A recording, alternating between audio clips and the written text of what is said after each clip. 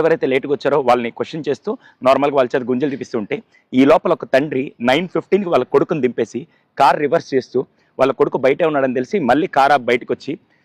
Principal గారిని అడిగారు, sir పిల్లల్ని పంపించవచ్చు కదంటే, లేదు సార్ వీళ్ళు లేట్ కమ్మర్స్, కొద్దిసేపు ఆగి నేను పంపిస్తాను సార్ అంటే ఈ లోపల అక్కడ ఆర్గ్యుమెంట్ జరిగి ఆయన ఆవేశపడుతూ లేట్ అయితే మాత్రం పిల్లల్ని బయట ఎండలో నిలబెడతారా, లోపల పంపించండి అనేసరికి ఆయన ఆవేశాన్ని చూసి ప్రిన్సిపల్ గారు ఏం మాట్లాడకుండా వెంటనే అటెండెంట్ని పిలిచి టీసీ ఫామ్ తీసుకురమ్మని చెప్పి టీసీ ఫామ్ ఫిల్ చేసి అబ్బాయి తండ్రికి ఇచ్చేశాడు. అప్పటిదాకా వాయిస్ రైజ్ చేసిన తండ్రి సడన్ గా వాయిస్ తగ్గించి అదేంటి సార్ టీసీ ఇస్తున్నారంటే,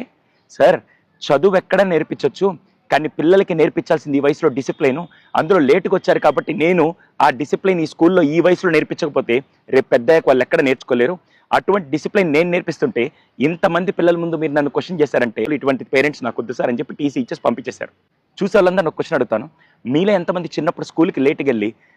వచ్చినందుకు పీఈటీ సార్ చేత దెబ్బలు తిని ఆ తర్వాత అక్కడ గోడ కుర్చీయో లేకుంటే గుంజిళ్ళు తీసి పనిష్మెంట్ తీసుకొని ఆ రోజు డిసిప్లిన్ నేర్చుకున్నారు కాబట్టి ఈ రోజు సమాజంలో గౌరవంగా ఉన్నాం. ఈ జనరేషన్కి ముఖ్యంగా కావాల్సింది టెక్నాలజీ, చదువు అదంతా సెకండరీ, ఫస్ట్ కావాల్సింది డిసిప్లిన్ అండి. అది నేర్పించే బాధ్యత అటు తల్లిదండ్రులు ఇటు స్కూలు ఖచ్చితంగా తీసుకోవాలి. ఆ డిసిప్లిన్ చిన్నప్పుడు రాకపోతే